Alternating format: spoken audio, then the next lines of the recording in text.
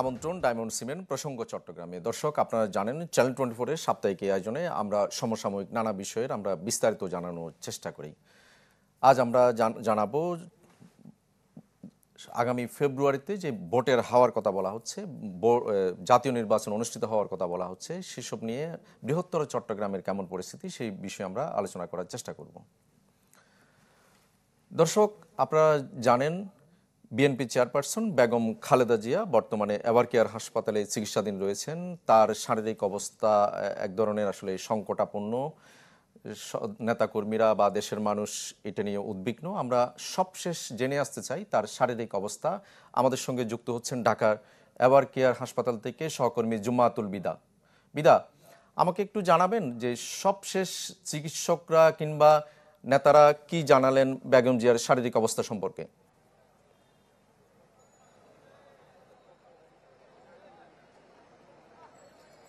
তার শারীরিক অবস্থা সম্পর্কে দলের পক্ষ থেকে এবং চিকিৎসকদের পক্ষ থেকে সর্বশেষ যেই তথ্যটি জানানো হয়েছে যে স্থিতিশীল যেই অবস্থানটি রয়েছে এটি অব্যাহত থাকলে আজকের দিনটি পেরিয়ে দলীয়ভাবে, পারিবারিকভাবে কিংবা স্বজনদের পক্ষ থেকে সিদ্ধান্ত নেওয়া হবে তাকে উন্নত চিকিৎসার জন্য লন্ডনে স্থানান্তরের বিষয়টি। এবং এই বিষয়টি আসলে তাদের দলীয়ভাবে যেটি জানানো হয়েছে, দলের পক্ষ থেকে নেতাকর্মীরা এখনো এভারকেয়ার হাসপাতালের সামনে ভিড় করছেন। অনেক সাধারণ মানুষও তার সর্বশেষ শারীরিক অবস্থানটুকু জানার জন্য এখানে ভিড় করছেন। দলের পক্ষ থেকে এটি নিরুৎসাহিত করা হলেও দলের নেতাকর্মীদেরকে কিন্তু এখানে দেখা যাচ্ছে তারা ভিড় করছেন, যার ফলে সাধারণ যে রোগীরা আসছেন চিকিৎসা নেওয়ার জন্য এই হাসপাতালটিতে তারা কিন্তু একটু সমস্যায় তাদেরকে পড়তে হচ্ছে। তবে দলের পক্ষ থেকে সর্বশেষ সন্ধ্যায় যে আপডেটটি জানানো হয়েছে সংবাদকর্মীদেরকে প্রশ্নের উত্তরে, সেটি হচ্ছে এখন পর্যন্ত তার যেই অবস্থা রয়েছে সেটি স্থিতিশীল রয়েছে এবং উন্নত চিকিৎসার জন্য লন্ডনে যেই চিকিৎসকদের কাছে তিনি চিকিৎসা নিতেন সেই চিকিৎসক একই সাথে বাংলাদেশের বিশেষজ্ঞদের সাথে একটি মেডিকেল বোর্ড গঠিত হয়েছে যেটি সমন্বয় করছেন তার পুত্রবধূ। এবং সেখান থেকে সিদ্ধান্ত নেওয়া হয়েছে যে তার যেই বর্তমান পরিস্থিতি রয়েছে সেটিতে এই এভারকেয়ার হাসপাতালেই তার চিকিৎসাটি চলছে। তবে স্থিতিশীল অবস্থা যদি অব্যাহত থাকে, একটু উন্নতি হলে তাকে উন্নত চিকিৎসার জন্য লন্ডনে নিয়ে যাওয়ার কথাটাও কিন্তু দলের পক্ষ থেকে জানানো হয়েছে। এই ক্ষেত্রে নিয়ে যাওয়ার যে পদ্ধতিটুকু রয়েছে সেখানে এয়ার অ্যাম্বুলেন্সের বিষয়টিও তারা নিশ্চিত করেছেন। বলেছেন যে প্রাথমিকভাবে তারা সেই ব্যবস্থাটি সম্পন্ন করেছেন, যে কোনো সময় যদি প্রয়োজন হয় সেটির মাধ্যমে তাকে স্থানান্তর করা হবে। এবং চিকিৎসকদের যেই আপডেটটুকু রয়েছে তারাও কিন্তু দলের নেতাকর্মীদের মাধ্যমে একটু পরপর জানিয়ে দেওয়ার চেষ্টা করছেন সাধারণ মানুষকে। একটু জানিয়ে রাখি, যদি তার যারা নতুন করে আমাদের সাথে যুক্ত হয়েছেন তার সর্বশেষ যে পরিস্থিতি ছিল ভর্তি হওয়ার, সেটি একটু যদি জানিয়ে রাখি যে ফুসফুস এবং হৃদযন্ত্রের যে গুরুতর সংক্রমণ সেটির কারণে সংকটাপন্ন অবস্থায় কিন্তু তিনি চিকিৎসা নিচ্ছিলেন এই হাসপাতালে। নতুন করে নিউমোনিয়ায় আক্রান্ত হয়ে গত রোববারে তিনি এই হাসপাতালে ভর্তি হয়েছেন। কামাল, এই ছিল আমার কাছে এখান থেকে সর্বশেষ। বিধা, আপনাকে অনেক ধন্যবাদ। আমরা জানছিলাম বিএনপির চেয়ারপারসন বেগম খালেদা জিয়ার শারীরিক অবস্থার সবশেষ তথ্য আমাদের সহকর্মী জুমাতুল বিদা জানাচ্ছিলেন। আমরা এই পর্যায়ে একটু যেতে চাই আমরা লন্ডনে। আমাদের সঙ্গে যুক্ত হবেন সহকর্মী লিপ্টন কুমার দাস। লিপ্টন, আপনার কাছে আমি একটা বিষয় জানতে চাই, সেটা হচ্ছে যে আমরা দেখলাম বিএনপির ভারপ্রাপ্ত চেয়ারম্যান জনাব তারেক রহমান তিনি সামাজিক যোগাযোগ মাধ্যমে একটি পোস্ট দিয়ে তিনি দেশে ফিরতে পারবেন কি পারবেন না সে বিষয়ে তার মতো করে একটি ব্যাখ্যা তিনি দিয়েছেন। এইটার পর সবশেষ আপনি কি তথ্য জানতে পারলেন তার দেশে ফেরা বা সার্বিক পরিস্থিতি নিয়ে?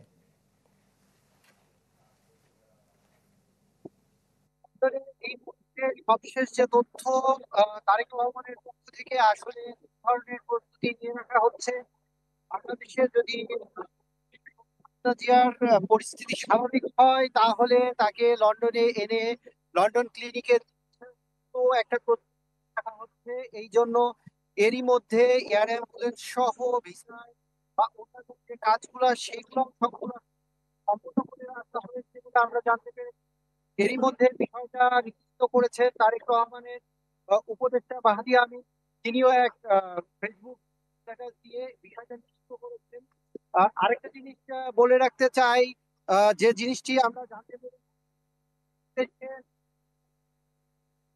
বাংলাদেশ এবং সমন্বয় করছেন তারেক রহমানের রহমান। আসলে তারেক রহমান এবং জুবাইদা রহমান এই প্রত্যেক সরকার তাদের মায়ের উপর নজর রাখছেন এবং তার চিকিৎসা পর্যবেক্ষণ করছেন। আর তারেক রহমানের যে বিষয়টা সেটা নিয়ে আমি বলতে চাই, এখানে যে নেতাকর্মী রয়েছে বেশ কয়েকজনের সাথে আমার কথা হয়েছে। বিষয়টা এখন বেস্ট টাউন লন্ডনে যে তারেক রহমানের টিকিট পর্যন্ত রেডি আছে বাংলাদেশ থেকে ভিসাল। অর্থাৎ তারেক রহমান তার ফেসবুক স্ট্যাটাসে যেটা বলেছেন যে রাজনৈতিক বাস্তবতা সেইটা যদি মীমাংসা হয় তাহলে যে কোনো সময় তিনি লন্ডন থেকে বাংলাদেশের উদ্দেশ্যে রওনা দিতে পারবেন। তার টিকিটও রেডি আছে, সবকিছুই রেডি আছে। এখন শুধু দেখার বিষয় যে যে রাজনৈতিক বাস্তবতার কথা তারেক রহমান তার স্ট্যাটাসে বলেছেন সেই বাস্তবতাটা আসলে কি, আর এটা কত দ্রুত সমাধান হবে।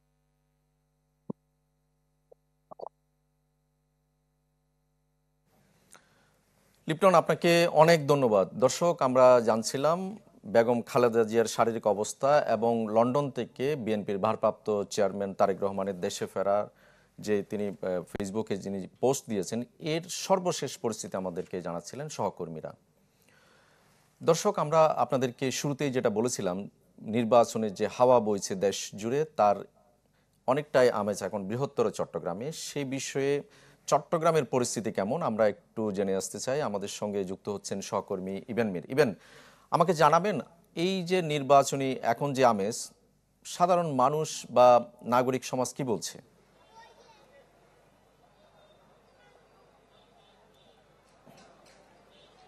সবাই কিন্তু আসলে একটি নির্বাচন যে নির্বাচন সেটি দ্রুত চাচ্ছে। কেন? কারণ হচ্ছে তারা দীর্ঘদিন যাবৎ একটি এই যে সত্যিকারের যে নির্বাচন সেটি কিন্তু দেশ থেকে তারা বঞ্চিত হয়েছেন, অনেকে ভোট দিতে পারেনি, সেই আকাঙ্ক্ষা তাদের রয়েছে। পাশাপাশি এখন বর্তমানে দেশে যে একটি আসলে অন্তর্বর্তীকালীন সরকারের সময় যেভাবে আসলে দেশ পরিচালিত হচ্ছে, আইন শৃঙ্খলা পরিস্থিতির কিছুটা অবনতি, সবকিছু মিলে যে নিয়ন্ত্রণ সে জায়গাটা আসলে কিছুটা ঘাটতি রয়েছে। সেজন্যই কিন্তু আসলে তারা চান দ্রুত যেন আসলে নির্বাচনটি অনুষ্ঠিত হয়। সেই জন্য আমরা একটু এখানে যারা সাধারণ মানুষ, এখানে কাজীদুরি মুক্ত মঞ্চে আছি, এখানে যারা সাধারণ মানুষ আছেন তাদের কাছ থেকে যদি একটু জানতে চাই, আসলে আপনারা নির্বাচন নিয়ে কি ভাবছেন, নির্বাচন নিয়ে আপনাদের প্রত্যাশা কি? আমরা এই অন্তর্বর্তী সরকারের কাছে একটা জিনিস চাচ্ছি, এই 24শে জুলাই আগস্টে যে আন্দোলনে ফেসিবাদের পতন করে যারা দেশ স্বাধীন করেছে, ছাত্র আন্দোলন, তাদের একটা চাওয়া পাওয়া নতুন প্রজন্ম এখনো ভোট দিতে পারেনি, যারা ভোটার হয়েছে। আমরা চাই সবাই ভোট দেওয়ার মতো একটা ব্যবস্থা করুক। সামনে গণতন্ত্র যেন প্রতিষ্ঠা হয় আমাদের দেশে, ওই গণতন্ত্র সবসময় যেন ধরে রাখতে পারে এমন একটা নির্বাচন চাই। সবাই অংশগ্রহণ করে সবাই নিজের ভোটটা নিজে প্রয়োগ করতে পারে মতো সেই ব্যবস্থাটা করুক। আর বিশেষ করে দেশে যে 15 বছর গণতন্ত্র নিয়ে 15-16 বছর যে আন্দোলন সংগ্রাম করে গেছেন যে নেত্রী, হ্যাঁ উনি অসুস্থ, হাসপাতাল আছে শুনতেছি আমরা ওনার রোগ মুক্তি কামনা জানাচ্ছি। ওনাকে সুস্থ করে গণতন্ত্রটা যেমন উন্নীত হয় মতো যে ব্যবস্থা হোক। ধন্যবাদ। আমরা একটু আপনার সাথে যদি একটু জানতে চাই, আসলে যারা নির্বাচন আসলে লড়াই করবেন তাদের কাছে আপনাদের প্রত্যাশা আসলে কি থাকবে? সেই জায়গায় বিগত সময় এবং বর্তমানের কোনো পরিবর্তন আপনারা দেখছেন কিনা? আগামীতে আপনাদের আসলে সেই প্রার্থীদের কাছে কি প্রত্যাশা? আসলে আপনারা সকলেই জানেন, দেশের মানুষ আজ প্রায় 15-16 বছর যাবৎ নির্বাচন থেকে বঞ্চিত। তারা তাদের নির্বাচনের অধিকার চাই, তারা তাদের মনোনীত প্রার্থী চাই, তারা তাদের বাক স্বাধীনতা চাই। বিশেষ করে আমরাও আজকে ঠিকমতো ভোটও দিতে পারি নাই, কারণ আমাদেরও একটা ইচ্ছা ছিল। আমরা তো দেশেরই মানুষ, আমাদের জাতীয় সনদপত্র আছে, আমরা বাংলাদেশি।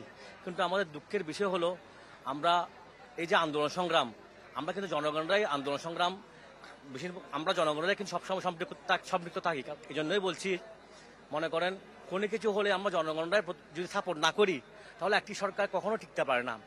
আর তাছাড়া আপনারা বিগত 15-16 বছর যাবৎ দেখেছেন দেশে কোনো ইলেকশনে হয় নাই।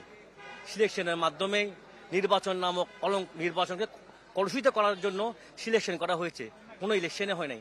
তাই সকলের প্রচেষ্টায় এবং 15-16 বছর যাবৎ দেখছি বিএনপি দলটা ধন্যবাদ। আসলে আমরা শুনছিলাম, আমরা একটু আপনার কাছে যদি আরেকজনের কাছে একটু জানতে চাই একটু যে আপনারা আসলে কি প্রত্যাশা করছেন, যারা নির্বাচনে প্রার্থী হিসেবে আপনাদের কাছে ভোট চাইছেন তাদের কাছে আপনাদের প্রত্যাশা কি? একটি পরিবর্তন যে স্বপ্ন সবাই দেখে সেটি আসলে সামনে কতটুকু হবে বলে মনে করছেন? আসলে প্রত্যাশা তো আমরা জনগণ হিসেবে অনেক, বিশেষ করে এক একটা দল নির্বাচনের মধ্যে এখন মাঠ পর্যায়ে সবে গণসংযোগ করছেন। বিএনপি বলেন, জামাত, জাতীয় পার্টি, আরো যে এনসিপি, বিভিন্ন ওরা দাবি দাওয়া নিয়ে জনগণের কাছে যাচ্ছে। ওনারা তো আমাদেরকে বিভিন্নভাবে বলতেছে, যেমন বিএনপির পক্ষ থেকে একত্রিত দেওয়া হচ্ছে, এক একটা দলের এক একটা ওরা রূপরেখা আমাদের সামনে আনতেছে। কিন্তু আমরা তো আশাবাদী, কিন্তু এর ভিতর আমরা চাইতেছি একটা সুষ্ঠু নিরপেক্ষ নির্বাচন হোক, যে নির্বাচনের মধ্যে গতর মতো যে আমিডামি নির্বাচন, এরকম নির্বাচন না হোক, এবং প্রশাসন এবং সবকিছু যেন সুষ্ঠুভাবে হয়। ওই নির্বাচনে আমরা আমাদের ভোট প্রয়োগ করতে পারি। আমাদের প্রায় 2.5 থেকে 3 কোটি ভোটার, নতুন প্রজন্ম, এই প্রজন্ম যেন তাদের ভোটটা দিতে পারে, ওটার জন্য আমরা সুষ্ঠু এবং অতি দ্রুত নির্বাচনটা চাচ্ছি। ধন্যবাদ। আসলে শুনছিলেন আসলে তাদের সবারই প্রত্যাশা দীর্ঘদিন পর একটি ভোট হবে, যে ভোটে সবাই তাদের মনের মতো করে যে প্রার্থী, সেই প্রার্থী তারা নির্বাচিত করবেন, সেই স্বপ্ন তারা দেখছেন। পাশাপাশি দ্রুত যেন আসলে দেশের পরিস্থিতি পরিবর্তন হয়, সব দিকে যেন আসলে নিয়ন্ত্রণ প্রতিষ্ঠিত হয়, সেজন্যই আসলে তারা সবাই দ্রুত একটি ভোটের দিকে তাকিয়ে আছেন। তো এই ছিল আসলে সাধারণ মানুষের ভাবনা। ইভেন আপনাকে অনেক ধন্যবাদ। দর্শক, আমরা জানছিলাম মানুষের ভোটের ভাবনা নিয়ে আমাদেরকে জানাচ্ছিলেন সহকর্মী ইভেন মের। দর্শক, ছোট্ট একটা বিরতি নিব, ফিরবো একটু পর, সঙ্গেই থাকুন।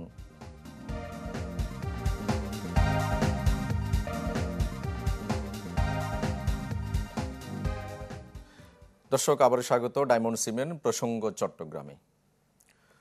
দর্শক, আমরা আলোচনা করছিলাম ভোটের আমেজ নিয়ে। আমরা এর আগে চট্টগ্রামের অবস্থা জানছিলাম, এখানকার নাগরিক সমাজ বা ভোটাররা কি বলছেন ভোটের পরিস্থিতি নিয়ে। এখন আমরা একটু যেতে চাই পাহাড়ে। আমাদের সঙ্গে এই মুহূর্তে যুক্ত হচ্ছেন বান্দরবান থেকে সহকর্মী ইয়াসিনুল হাকিম। ইয়াসিন, আমরা সমতলের ভোটের আমেজ জানছিলাম বা এখানকার ভোটারদের ভাবনা জানছিলাম। আপনি একটু জানাবেন দেশের সর্বশেষ সংসদীয় আসন বান্দরবনের ভোটাররা কি বলছেন, বা সেখানে আসলে ভোটের আগের পরিবেশ কেমন, বা মানুষজনের চাওয়া কি, একটু আমাদের যদি বিস্তারিত জানান। বান্দরবান বাংলাদেশের সর্বশেষ ৩০০ নম্বর সংসদীয় আসন। এই আসনটিকে আসলে প্রতিবারই কেন্দ্র করে সারা দেশের তুলনায় বান্দরবান, রাঙ্গামাটি, খাগড়াছড়ি 3টি পাহাড়ি আসন। এটিকে কেন্দ্র করে এখানে কিন্তু আঞ্চলিক সংগঠনের রাজনীতি রয়েছে, সমতলে যে রাজনীতি দলগুলো রয়েছে, জাতীয় রাজনীতি, সব মিলিয়ে কিন্তু একটা আবাস এবং ভোটের যে হাওয়া, সেটি ভিন্নভাবে আসলে প্রবাহিত। প্রতিবারই কিন্তু আমেজ থাকে, ভোট মানে উৎসবের আমেজ নিয়ে তারা দলে। কিন্তু আমরা দেখেছি আসলে সারা দেশে যেভাবে ভোটের হাওয়া বইছে, মানুষের প্রচারণা যেমন রয়েছে, মানুষের আগ্রহ প্রত্যাশার জায়গা থেকেও আসলে মানুষ নানানভাবে এইবারের ভোটটাকে উদযাপন করার জন্য তারাও বলছে। এই বিষয়গুলোতে আসলে পাহাড়ের আঞ্চলিক সংগঠন, জাতীয় রাজনীতি সব মিলিয়ে কিন্তু এখানে মেরুকরণ আসলে একটু সমীকরণও আসলে ভিন্নতা প্রবাহিত হয়। আমরা দেখেছি বান্দরবানের ডানশিক্ষা প্রতীকে সারসিংপুর জেবি এবং জামাত ইসলামী বাংলাদেশের পক্ষ থেকে আবুল কালাম এবং জনসংগঠন সমিতির পক্ষ থেকেও প্রার্থী দেওয়ার বিষয়ে সিদ্ধান্ত হচ্ছে, এনসিপি থেকেও প্রার্থী দেওয়ার সিদ্ধান্ত হচ্ছে। যেহেতু আঞ্চলিক সংগঠন রয়েছে, সেটিকে গুরুত্ব দিয়ে আসলে এখানকার ভোটের হাওয়াগুলো আসলে বইছে। আজকে আমরা ভোটের এই পরিবেশ, আগামী দিনের সময়টুকু, এই বিষয়গুলো জানানোর জন্য আমাদের সাথে অতিথি হিসেবে রয়েছেন জনাব মোহাম্মদ জসিমউদ্দিন। তিনি রুমা উপজেলা এডুকেশন যে কোঅপারেটিভ ফার্ম রয়েছে সেটির সভাপতি হিসেবে আছে। আসলে আপনারা এবারে ভোটটিকে কিভাবে নিচ্ছেন? এবার পাহাড়ে যে রাজনীতি, ভোটের প্রত্যাশা কেমন, আমাদের সমীকরণটা আসলে কিভাবে দেখছেন? আমাদের বান্দরবান হলো বাংলাদেশের সর্বশেষ সংসদীয় আসন। আমাদের 2টা পৌরসভা, 7টা উপজেলা নিয়ে বান্দরবান সংসদীয় আসনটা সৃষ্টি হয়েছে। আমরা 2001 সালের পর থেকে এই অঞ্চলে আসলে সুষ্ঠু নির্বাচন বা নির্বাচনের কোনো প্রক্রিয়ার সাথে এই অঞ্চলের মানুষকে সম্পৃক্ত হতে আমরা দেখি নাই। ইতিপূর্ব নির্বাচনগুলোতে আপনার এই অঞ্চলের মানুষ কিন্তু কেন্দ্রে অবস্থান করে নাই, প্রশাসন গেছে। কিছু সংখ্যক মানুষ, হয়তো 20%, 25% মানুষ যদি পার্শ্ববর্তী কেন্দ্রের পার্শ্ববর্তী লোকগুলো অংশগ্রহণ করেছে। এবার কিন্তু পুরা জাতি এবং এই পার্বত্য অঞ্চলের মানুষ সবাই নির্বাচনে অংশগ্রহণ করার জন্য, ভোট দেওয়ার জন্য অধীর আগ্রহে অপেক্ষমান। সঠিক সময় যদি সুষ্ঠু নির্বাচন হয়, আমাদের অঞ্চলে আপনি যে একটু এই কথা বললেন আঞ্চলিক রাজনৈতিক সংগঠন, এটা নিয়ে এখানে ভীতির কোনো কারণ নেই। ইতিপূর্বে আঞ্চলিক রাজনৈতিক সংগঠন এখানে অংশগ্রহণ করেছে। সমতল ভূমিতে যে পরিমাণ কেন্দ্র দখল করা হয়েছে, সন্ত্রাসী কার্যক্রম চলেছে। আমাদের বান্দরবান জেলায় ইতিপূর্বে কোনো নজির নেই এই ধরনের কোনো কেন্দ্রে এই ধরনের কোনো হস্তক্ষেপ করেছে প্রশাসন বা এই অঞ্চলে কোনো সংগঠন বা কোনো সন্ত্রাসী গ্রুপ। আমাদের প্রত্যাশা হলো যে কি এখানকার প্রার্থীরা অত্যন্ত সম্প্রীতির বান্দরবান হিসেবে কিন্তু সবাই সবার সাথে একটা সুসম্পর্ক রেখে আসছে, দীর্ঘদিন যাবত দেখছি। ইতিমধ্যে আমাদের বিএনপির প্রার্থী আছে আপনার সাসিংপুর জেরি, জামাত ইসলামের আবুল কালাম সাহেব, জেএসএস থেকে নির্বাচন করে বলতে ক্যাসমং বাবু। এছাড়া আরো কারা কার প্রার্থী হচ্ছে আমরা দেখবো নির্বাচনের তফসিল ঘোষণা করার পরে। কিন্তু সবকিছু মিলে বান্দরবানে ইতিপূর্বে কোনো রেকর্ড নাই কোনো কেন্দ্রে কোনো ধরনের ঝামেলা হয়েছে। আর যেহেতু আমরা সবাই ভোট দেওয়ার জন্য অধিক আগ্রহে অপেক্ষমান, সবাই উৎসবমুখর পরিবেশে পাহাড়ের মধ্যে ভোট দিতে যাবে। কিন্তু আমাদের কেন্দ্রগুলোর সাথে আমাদের পাড়ার দূরত্ব অনেক বেশি। তার সত্ত্বেও কিন্তু আমাদের ভোট কেন্দ্রে কিন্তু ৮০ থেকে ৯০% ভোটার কিন্তু উপস্থিত হয়। আর যে সময়ে নির্বাচন হবে বলে আমরা শুনতেছি ফেব্রুয়ারি মাসের মাঝামাঝি সময়ের মধ্যে, এই সময়টা পাহাড়ের জন্য একদম মোক্ষম সময় এবং সঠিক সময়ের মধ্যে নির্বাচনটা হবে। এখানে কোনো ধরনের যোগাযোগ এবং যাতায়াত ব্যবস্থার মধ্যে কোনো সমস্যা হবে না। আর আমরা ২০০১ সালের পূর্বে যে নির্বাচনগুলো হয়েছে, যেখানে সকল দল অংশগ্রহণ করেছিল, গণতান্ত্রিক প্রক্রিয়ায় নির্বাচন হয়েছে, আমরা বাংলাদেশ সেনাবাহিনীর ভূমিকাটা আমরা দেখছি, একদম খুব সুন্দর ভূমিকা রেখেছেন। ওনারা প্রত্যেকটা কেন্দ্রের একটু দূরবর্তী অবস্থানে স্ট্রাইকিং ফোর্স হিসেবে দায়িত্ব পালন করছেন। পুলিশ প্রশাসন এবং আনসার এবং আমাদের সিভিল প্রশাসন, ওনারা কিন্তু সুষ্ঠু নির্বাচন করেছেন। ওই সময়কার অভিজ্ঞতা থেকে আমরা বলতে পারি যে কি এই অঞ্চলে এবারও আমরা এই সরকার আমরা আসলে যেমনটি শুনছিলাম তিনি সুস্থ এবং একটা নিরপেক্ষ নির্বাচন এবার আশা করছি। আমরা এবারে যাচ্ছি আমাদের যে অন্য প্রতিনিধি রয়েছে পার্বত্য জেলা পরিষদের আইন উপদেষ্টা আবু জাফর সাহেব। আসলে আপনারা এইবারে নির্বাচনে যে সমীকরণ, এটি কিভাবে দেখছেন, আসলে নির্বাচনটাকে কিভাবে নিচ্ছেন? এইবারের নির্বাচনটা আসলে একটা ব্যতিক্রমী নির্বাচন। দীর্ঘ 16 বছরের ফেসিবাদের একটা শাসন ব্যবস্থার পর, প্রায় হাজার হাজার শহীদের রক্তের পর জুলাই বিপ্লবের মাধ্যমে আমরা এই নির্বাচনটা পাচ্ছি এবং এই নির্বাচনের সাথে একটা গণভোটও হচ্ছে। আমরা শুনতে পেয়েছি, যদি এখনো তফসিল ঘোষণা হয়নি, কিন্তু দীর্ঘ 16 বছর পর একটা নির্বাচন যেহেতু হতে যাচ্ছে, মানুষের মধ্যে উৎসাহ উদ্দীপনা রয়েছে, প্রার্থীরা গণসংযোগ করছেন। কিন্তু এইখানে আমরা ইতিপূর্বে যে নির্বাচনগুলো দেখে এসেছি, দেখা গিয়েছে প্রশাসনের নির্লিপ্ততা এবং প্রশাসনের পক্ষপাতিত্বের যে বিষয়টা আছে, সেটা আমরা আশা করবো এবার সরকার এই জিনিসটা নিশ্চিত করবে যে একটা লেভেল প্লেইং ফিল্ড হবে। স্থানীয় আঞ্চলিক সংগঠন যারা নির্বাচন করবে, যারা দেশীয় সংগঠনের প্রতিনিধিত্ব করে, সবার জন্য যাতে একটা লেভেল প্লেইং ফিল্ড থাকে। এই যে সেনাবাহিনী, পুলিশ, মাঠ প্রশাসন, বিজিবি সহ যারা কেন্দ্রের দায়িত্ব থাকবে, তারা যেন নিরপেক্ষতা অবলম্বন করেন এবং নিরপেক্ষতার নাম দিয়ে যেন এমন না হয় যে শুধুমাত্র ওনারা নিষ্ক্রিয় থেকে যাবেন। কারণ দেখা যাবে যে এই যে আমার আগের ব্যক্তি একটু আগেই বলে গেছেন, এই যে একমাত্র একটা জেলা, একমাত্র একটা সংসদীয় আসন, যেখানে দেখা যাচ্ছে যে 7টা উপজেলা মিলে একটা সংসদীয় আসন, এবং এখানের যে কেন্দ্রগুলোর দূরত্ব থেকে লোকালয়ের দূরত্ব অনেক বেশি, এবং বেশিরভাগ জায়গায়, অনেকগুলো জায়গায় দেখা যাবে যে কোনো গণপরিবহনের কোনো ব্যবস্থা থাকে না। এই যে ভোটারদের কেন্দ্রে আসা যাওয়ার ব্যবস্থা করা, ভোটারদের নিরাপদে ভোট দেওয়ার একটা ব্যবস্থা করা, এবং এখানে পুরো দেশের মতো এখানেও কিছু সন্ত্রাসী জনগোষ্ঠী কাজ করে, এটা পুরো বাংলাদেশে আছে। তো এই সন্ত্রাসের বিষয়টা কিভাবে সরকার এবং প্রশাসন ব্যবস্থা নিবে, মোকাবেলা করবে, এবং ভোট দানের পরে যে একটা লোক যাতে নিজের পছন্দ মতো প্রার্থীকে ভোট দিতে পারে এবং পছন্দ মতো প্রার্থীকে ভোট দেওয়ার পর যাতে সে এলাকায় গিয়ে আক্রান্ত না হয়, সেই বিষয়টা নিশ্চিত করার দায়িত্ব সরকারের। এবং আরেকটা বিষয় নিশ্চিত করতে হবে, সেটা হচ্ছে আমাদের এখানে প্রায় সময় দেখা যায় যে মামলা, এই যে নির্বাচনের আগে এবং পরে বিভিন্ন ধরনের গায়েবী মামলা, হয়রানিমূলক মামলা দিয়ে বিভিন্ন প্রার্থীর লোকজনকে, সাধারণ লোকজনকে হয়রানি করা হয়। এই জিনিসটা বন্ধের জন্য সরকারকে এখন থেকে তৎপরতা দেখাতে হবে, যাতে অসত্য, মিথ্যা, হয়রানিমূলক মামলা দিয়ে সাধারণ জনগণকে হয়রানি করানো হয়, মামলা বাণিজ্য করানো হয়, একটা ভীতিকর পরিবেশ যাতে সৃষ্টি করানো হয়, যাতে সাধারণ লোকজন তাদের ইচ্ছা মতো গিয়ে কেন্দ্রে ভোট দিতে পারেন। আরেকটা বিষয়, যেহেতু এই নির্বাচনের সাথে গণভোটও জড়িত রয়েছে, যে সাধারণ মানুষ যাতে গণভোট কি, কেন দিচ্ছে, এবং বিভিন্ন ভাষাভাষী জনগোষ্ঠীর বসবাস রয়েছে।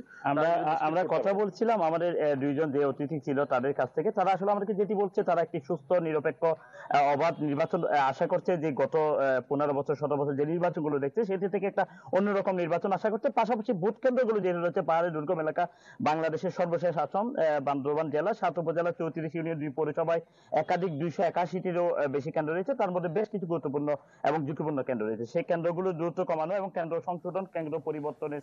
ইয়াসিন, আপনাকে অনেক ধন্যবাদ আমাদেরকে বান্দরবানের ভোটের পরিবেশ এবং নাগরিক সমাজের ভাবনা জানানোর জন্য। দর্শক, আমাদের সঙ্গে যুক্ত হয়েছিলেন বান্দরবান থেকে সহকর্মী ইয়াসিনুল হাকিম। দর্শক, এতক্ষণ সাথে থাকার জন্য ধন্যবাদ আপনাদেরকে। ভালো থাকুন।